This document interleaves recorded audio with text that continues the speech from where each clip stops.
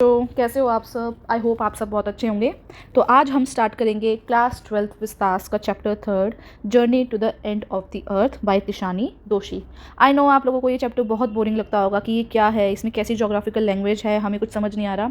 But अगर हम देखें तो ये बहुत ही इंटरेस्टिंग चैप्टर है और बहुत ही ईजी चैप्टर है। बेसिकली चैप्टर में आपको क्या बताया गया है, चैप्टर में आपको ये बताया गया है कि ह्यूमन डिस्ट्रक्शन की वजह से जो हम लोग डिस्ट्रक्शन कर रहे हैं, हम अपने इन्वायरमेंट को हार्म कर रहे हैं, उसकी वजह से हमें क्या आगे जाके सहना पड़ सकता है, हमें क्या क्या नेगेटिव इम्पैक्ट्स हमारी लाइफ पे हो सकते हैं। ऑल्सो पहले अंटार्कटिका कैसा था, अब अंटार्कटिका कैसा है, इसके बारे में भी बताया गया है। ठीक है, स्टार्ट करते हैं। सबसे पहले मैं आपको एक बेसिक चीज़ बताती हूँ। आप यहाँ पे देखिए,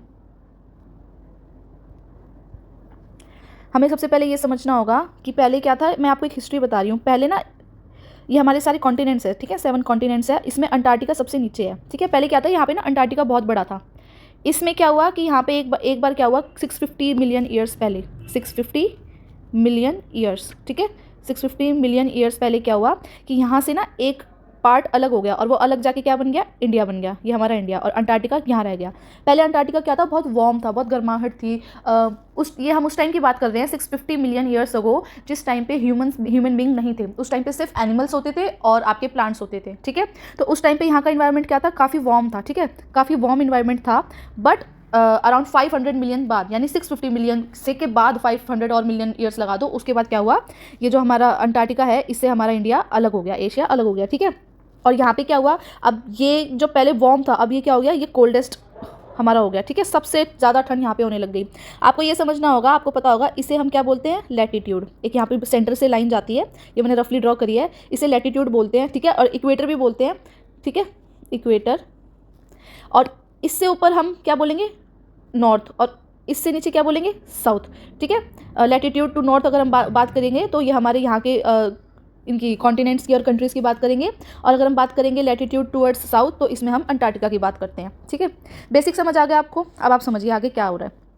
if you want to know more about the planet's past, present and future, the Antarctica is the place to go. अगर आपको अपने प्लैनेट के पास्ट, प्रेजेंट और फ्यूचर के बारे में जानना है तो आपको अंटार्कटिका जाना चाहिए। क्यों जाना चाहिए, क्योंकि अंटार्कटिका को बोला जाता है कि वहाँ पे पहले लाइफ थी।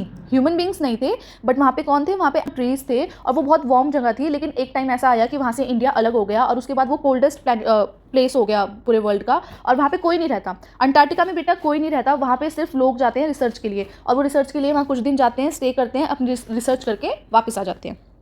अब ये जो हमारी स्पीकर हैं, यही हमारी कौन है, यही हमारी राइटर है तिशानी दोशी। ठीक है, तिशानी दोशी कह रही हैं कि इस earlier this year I found my self abroad a Russian research vessel. बेटा ये वो शिप है, एक जो शिप है अकादमिक शोकल्स्की। ठीक है, इस शिप में वो जा रहे हैं, और इन्हें कौन स्पॉन्सर कर रहा है, रशिया स्पॉन्सर कर रहा है। ठीक है, ये लोग क्या कर रहे थे, ये अकादमिक शोकल्स्की से ये जा रहे थे अंटार्कटिका की तरफ। ऑथर कहाँ रहती हैं, ऑथर मद्रास की हैं, तो वो मद्रास से उन्होंने स्टार्ट किया है, और वो कहाँ जा रही हैं, अंटार्कटिका। ठीक है, आप अंटार्कटिका की स्पेलिंग को अच्छे से देख लो बेटा, ये आप मिस करोगे। मुझे ऐसा लगता है, क्योंकि मैंने काफ़ी बच्चों को पढ़ाया है, वो हमेशा ना इस सी को मिस कर देते हैं। ठीक है, सी को मिस नहीं करना है, स्पेलिंग को अच्छे से लिख के आना। कुछ स्पेलिंग्स हैं जो आपको अच्छे से आनी चाहिए। ठीक है, अकादमिक शोकल्स्की क्या थी, ये वो एक तरह से हम कहेंगे वो शिप थी, वो रिसर्च शिप थी जो रशिया ने स्पॉन्सर करी थी, जो उन्हें कहाँ लेके जा रही थी, अंटार्कटिका से। अंटार्कटिका जाते जाते उन्हें कितना टाइम लग गया था, 100 आवर्स लगे थे। अब 100 आवर्स में उन्होंने कार से भी ट्रैवल किया, एरोप्लेन से भी ट्रैवल किया था, और शिप से भी ट्रैवल किया था। अब ये देखो, Akademik Shokalskiy heading towards the coldest, driest, windiest continent in the world, Antarctica. My journey begin 13.09 degrees north of the equator in Madras. अब मैंने बोला ना, ये नॉर्थ ऑफ द इक्वेटर, अब ये हमारा इक्वेटर है और ये नॉर्थ है, तो कहीं यहाँ जाके 13.09 डिग्री। ठीक है, यहाँ हमारा क्या हो गया, यहाँ हमारा मद्रास आ गया। ठीक है, तो यानी मद्रास से उन्होंने जो है अपनी ये जो जर्नी है ये स्टार्ट करी थी, और इसमें उन्होंने 9 टाइम जोन्स, हर कंट्री के बेटा हर उसके अपने अलग अलग टाइम जोन होते हैं। 6 चेक पॉइंट्स उन्होंने क्रॉस करे, 3 बॉडीज ऑफ वाटर उन्होंने क्रॉस करी, और बहुत सारे इकोस्फीयर भी उन्होंने क्रॉस करे थे, और तब जाके वो 100 आवर्स में कहाँ पहुंचे थे, अंटार्कटिका पहुंची थी। अब अंटार्कटिका जाते ही उन्हें कैसा फील हुआ, अंटार्कटिका जाते ही उनको वहाँ पर काफ़ी पीस मिला। ठीक है, एक बहुत ही शांति सी मिल रही थी, कि इतना पीसफुल और इतना ब्यूटीफुल वो जगह है कि उसको देख के वो बहुत खुश हो गई थी। Wonder at its immensity, its isolation, but mainly at how there could ever have been a time when India and Antarctica were part of the same land mass. और उससे भी ज़्यादा वंडर ये था कि ऐसा कैसे हो सकता है कि इंडिया और अंटार्कटिका एक टाइम पे एक ही लैंड मास का हिस्सा थे, है ना, एक ही लैंड मास थे, जो मैंने आपको बताया था। अब ये स्टोरी सुनो, ये मैंने आपको पास्ट ऑफ हिस्ट्री बता दिया है, मैं आपको शॉर्ट में बता देती हूँ। 650 मिलियन ईयर्स अगो, ठीक है, ये उससे तब की बात है। तब क्या था कि एक बहुत ही giant amalgamated southern super continent था। सुपर कॉन्टिनेंट यानी जो वो कॉन्टिनेंट्स, पहले ये जो कॉन्टिनेंट्स थे ना, ये सारे आपस में यहाँ मिले हुए थे यहाँ पे, और ये यहाँ से अलग होकर ये इतना फैले हैं। ठीक है, ये जो कॉन्टिनेंट था इसको बोलते थे गोंडवाना, ठीक है। ये अलग हुआ और ये अलग बन के क्या हुआ, एक आपका बन गया अंटार्कटिका और एक आपका जो ऊपर एशिया चला गया जहाँ आपका इंडिया है, ठीक है। डिड इंडीड एग्जिस्ट, ये गोंडवाना क्या है 650 ईयर्स अगो पहले एग्जिस्ट करता था, ठीक है, जिसको आज हम अंटार्कटिका बोलते हैं। और उस टाइम पे ना लाइफ बहुत अलग थी, ह्यूमंस आए नहीं थे, ठीक है, और क्लाइमेट जो क्या था बहुत ही वार्मर था, ठीक है। मैंने बताया ना hosting a huge variety of flora and fauna, और एनिमल्स एंड प्लांट्स वहाँ पे बहुत थे। For 500 million years Gondwana thrive, और 500 मिलियन ईयर्स तक वो गोंडवाना रहा था। But around the time when the dinosaurs were wiped out and the age of the mammals got under way, the landmass was forced to separate into countries shaping the globe as much as we no today. और उस time पे क्या हुआ कि उस time पे ये क्या हुआ था, लैंडमास था वो सेपरेट हो गया था और अलग अलग कंट्रीज बन गई थी। कब, जब डायनासोर्स वाइप आउट होने वाले थे और मैमल्स आ रहे थे। बेटा मैमल्स कौन होते हैं, मैमल्स वो होते हैं उनकी दो क्वालिटी होती है, एक दैट दे गिव बर्थ, ये बर्थ दे सकते हैं, इससे पहले बर्थ देने वाले एनिमल्स नहीं थे वो, ठीक है, अंडे देने वाले होते हैं वो थे। Also second is they can feed milk, जो दूध पिला सकें, ठीक है, ये हमारे मैमल्स थे। अब to visit Antarctica now is to be a part of that history, और अगर आप अंटार्कटिका में जा रहे हो तो आप उस हिस्ट्री का एक पार्ट बन रहे हो। To get a grasp of where we have come from, कि हम कहाँ से आए हैं और हम कहाँ जा रहे हैं। It's to understand the significance of Cordilleran faults and pre Cambrian granite shields, ozone and carbon evolution and extension, कि इससे आपको ये पता चलता है कि जो हमारी पहले की जो शील्ड्स थी वो कैसी थी, ओजोन एंड कार्बन कैसे थे, हमारा एवोल्यूशन कैसे हुआ था, हम ये जो एक्सटेंशन हुआ है, जो काफ़ी चीज़ें जो खत्म हो चुकी हैं वो कैसे हुई थी।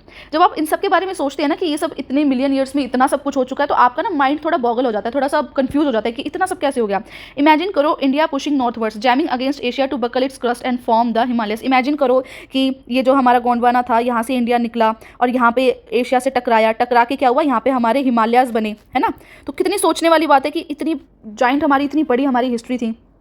South America drifted off to join North America, opening up the Drake Passage to create a cold circumpolar current, keeping Antarctica frigid, desolate, and at the bottom of the world. और क्या था ये जो shipping South Indian like myself। अब ये author की बात हो रही है, वो कह रही है क्योंकि जो वो मद्रासी हैं वो क्या करते हैं, वो सन को वर्शिप करते हैं, तो डेली उन्हें सन की सूर्य की पूजा करनी होती है। तो वही कह रही है कि for a sun worshipping South Indian like me, मेरे जैसे साउथ इंडियन जो सन की वर्शिप करती है, उसके लिए 2 हफ्ते तक ऐसी जगह पे रहना टोटल आइस में बहुत ही अजीब था, बहुत ही चिलिंग प्रोस्पेक्ट था। It's like walking into a giant ping pong ball divide of any human markers. ऐसा था कि जैसे वो जाइंट पिंग पोंग में जा रहे हैं जहाँ पे ना तो ह्यूमन है, ना ट्रीज है, ना बिलबोर्ड्स है, ना बिल्डिंग है, कुछ भी नहीं है वहाँ पे, कोई मतलब ऐसा कुछ है ही नहीं कि वहाँ पे कोई बसावट हो रखी है।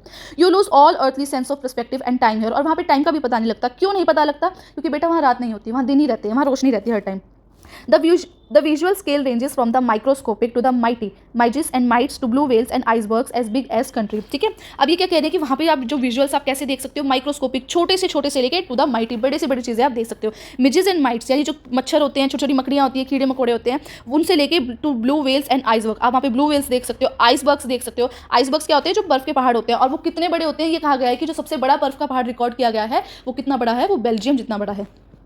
फैक्ट अब हम पढ़ते हैं ह्यूमन इम्पैक्ट क्या था अंटार्कटिका पे। Human civilisations have been around for a paltry 12,000 years, barely a few seconds on the geological clock.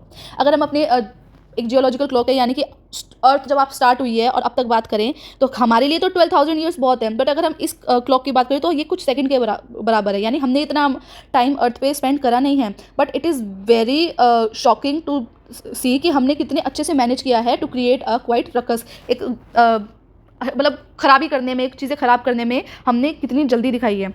Etching our dominance over nature with our villages, town, cities, mega cities, कि हमने village, town, mega city बना के हमने अपने environment को कितना ख़राब कर दिया। हमारी ह्यूमन पॉपुलेशन इतनी बढ़ती जा रही है, ठीक है, कि हम जो दूसरे स्पीशीज़ हैं उनको क्या कर रहे हैं, उनको हम खा रहे हैं, तो उनको भी हम क्या कर रहे हैं, एक्सटेंड कर देंगे एक टाइम से, है ना। And the unmitigated burning of fossil fuels has now created a blanket of carbon dioxide. और जितना हम फॉसिल फ्यूल्स को बर्न कर रहे हैं, जितने हम चीज़ों को, रिसोर्सेज को यूज़ कर रहे हैं, उससे हम क्या कर रहे हैं, कार्बन डाइऑक्साइड बढ़ता जा रहा है, और उसकी वजह से क्या हो रहा है, एवरेज ग्लोबल टेम्परेचर भी बढ़ता जा रहा है।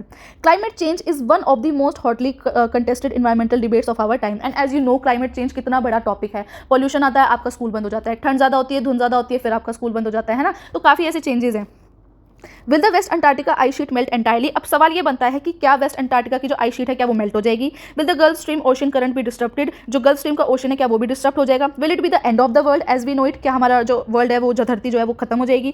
May be not, either way Antarctica is a crucial element in this debate. लेकिन हम इसमें कहेंगे अंटार्कटिका है, ये जो है हमारा एक क्रूशियल एलिमेंट है इस डिबेट में। क्यों?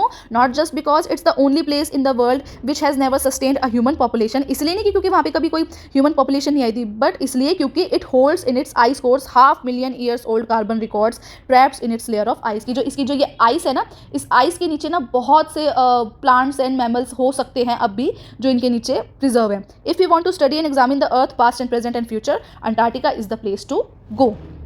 स्टूडेंट्स ऑन आइस, बेटा ये एक प्रोग्राम है, ठीक है, ये एक प्रोग्राम है, ये एक प्रोग्राम चलाया था जॉफ ग्रीन ने, ये आपको नाम ध्यान रखना है और ये नाम ध्यान रखना है, ये आपका एक प्रोग्राम है, ठीक है। स्टूडेंट्स ऑन आइस ये जॉफ ग्रीन ने चलाया था, जिसमें ये क्या करते हैं, लोगों को अंटार्कटिका लेके जाते हैं, उन्हें ये स्टडी करवाते हैं, उन्हें ये दिखाते हैं कि कैसे हम अपने एनवायरनमेंट को खराब कर रहे हैं, क्लाइमेट चेंज की वजह से क्या क्या हम पे नेगेटिव इंपैक्ट आ सकता है। पहले वो क्या करते थे, पहले वो अपने साथ लेके जाते थे सेलिब्रिटीज़ को, ठीक है, पहले वो अपने साथ सेलिब्रिटीज़ को, पॉलिटिशियंस को, मतलब बड़े बड़े जो लोग हैं ना, बिजनेसमैन वगैरह, उन सबको लेके जाते थे। बट उन्होंने ये रियलाइज़ करा कि उनको ले जाने का कोई फ़ायदा नहीं है, क्योंकि वो वहाँ पे जाते हैं, होके आते हैं और आके वो कुछ हेल्प नहीं कर रहे हैं, यानी कि वो लोगों को अवेयर नहीं कर रहे हैं, वो कुछ ऐसा स्प्रेड नहीं कर रहे हैं पॉजिटिव मैसेज कि हमें कैसे अपने एनवायरनमेंट को बचाना चाहिए। इसलिए उन्होंने क्या डिसाइड किया कि अब से मैं हाई स्कूल स्टूडेंट्स को लेके जाऊँगा। हाई स्कूल स्टूडेंट्स कौन है बेटा, आपके 11th एंड 12th के बच्चे, ठीक है। तो उन्होंने सोचा अब हम इनको लेके जाएंगे।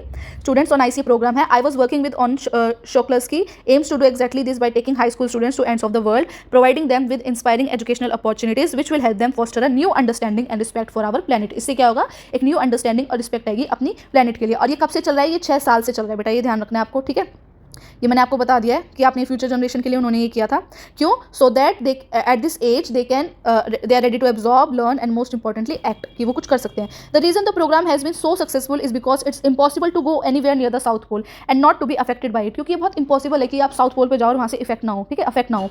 It's easy to be blase about polar ice caps melting while sitting in the comfort zone of our respective latitude longitude, but when you can visibly see glaciers retiring and ice shelves collapsing, you begin to realize that the threat of global warming is very real। ठीक है, कि ये कह रही है कि दूर बैठ के ये सब देखना कि पोलर आइस मेल्ट हो रहे हैं और इन सब के बारे में सोचना बहुत ईजी है, बट वहाँ जाके देखना कि कैसे आइस शेल्स कोलैप्स हो रहे हैं, कैसा क्या थ्रेट है हमारी ग्लोबल वार्मिंग की वजह से, ग्लोबल वार्मिंग हमारे ऊपर कितना बड़ा थ्रेट है, ये देखना एक बहुत अलग चीज़ है। आप बैठे बैठे देखते हो ना तो आप पे इतना इंपैक्ट नहीं पड़ेगा, बट आप जब वहाँ जाओगे और वहाँ देखोगे तो हो सकता है उससे आपके ऊपर ज़्यादा इंपैक्ट पड़े।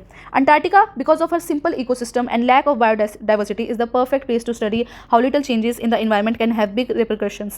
Take the microscopic phytoplankton, ठीक है, ये क्या है बेटा, ये आपके वाटर में होते हैं, छोटे छोटे प्लांट से होते हैं, जिनको खा के क्या करते हैं हमारे जो स्पीशीज़ है वो सर्वाइव करते हैं। सपोज करो कि वो सर्वाइव ही ना करें, हमारे पास ये बचे ही ना, ठीक है, जो है ये हमारे जो है इनको चाहिए सनलाइट, लेकिन अगर सोचो ओजोन लेयर है वो, अगर जो हमारे ग्लोब है, ग्लोब के ऊपर जो ये ओजोन लेयर है, अगर ये ही ना रहे तो डायरेक्ट सन की हीट इतनी आएगी कि ये बर्न हो जाएंगे, और ये बर्न हो जाएंगे तो फिर इससे क्या होगा कि हमारा जो पूरा एक प्रोसेस है वो पूरा डिस्टर्ब हो जाएगा, ठीक है। इससे हमारे जो मरीन एनिमल्स हैं और बर्ड्स हैं ये भी नहीं बच पाएंगे। ये एक छोटा सा एग्जाम्पल दिया गया है कि कैसे हम ये जो एक छोटे से एग्जाम्पल से बताया गया है कि कैसे क्या नेगेटिव इंपैक्ट पड़ सकता है हमारे एनवायरनमेंट पे।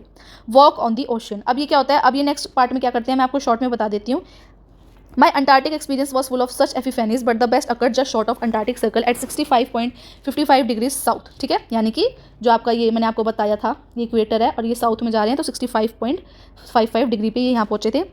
और यहाँ पे क्या हुआ था, जो उनकी वो शोकल्स्की है, जो उनकी वो जो एक शिप है वो किसके बीच में फंस गई थी, पेनिनसुला एंड टैडपोल, ये आपके 2 आइलैंड है, ठीक है, और इसके बीच में क्योंकि वो आगे से ऐसे शार्प होती है ना, ऐसे शार्प होती है, तो वो यहाँ फंस गई।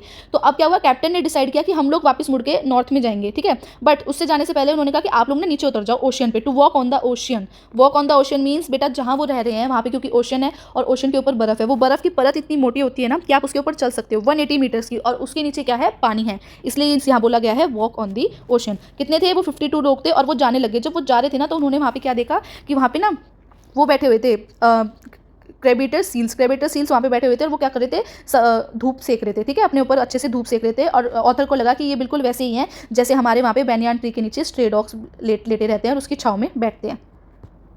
9 टाइम जोन्स, अब ये वापस आ रही है, ठीक है, बैक टू होम।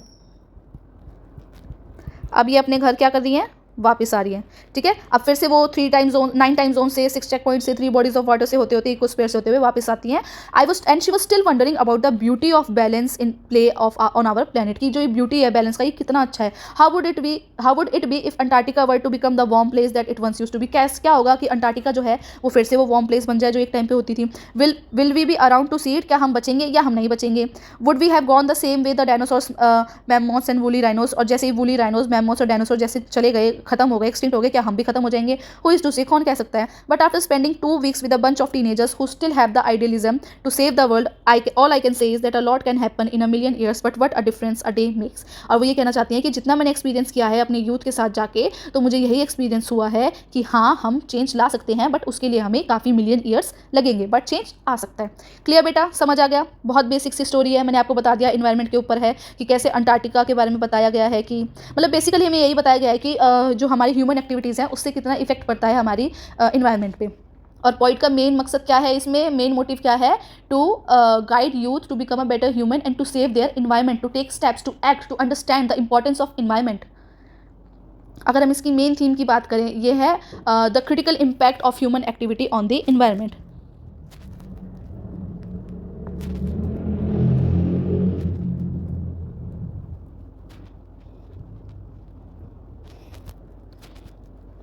बेटा इट इज़ अस, ये हम हैं जो कुछ कर सकते हैं। हम अपने इन्वायरमेंट को जितना ख़राब करेंगे वो उतना ख़राब होगा। हम जितनी साफ़ सफाई रखेंगे, अपने रिसोर्सेज का काफ़ी सोच समझ के यूज़ करेंगे, अपने फ़ायदे के लिए हम वाइल्ड लाइफ क्रिएचर्स को नहीं मारेंगे, पेड़ को नहीं काटेंगे, उतना ही ज़्यादा हमारे लिए अच्छा होगा। और हम जितना ये सब करेंगे उतनी हम अपनी डेथ के नियर जा रहे हैं। ठीक है, कनेक्शन समझ आ गए? इसमें आपको एक आपका गोंडवाना कनेक्शन बताया गया था। गोंडवाना क्या था बेटा? पहले ये भी एक पूरा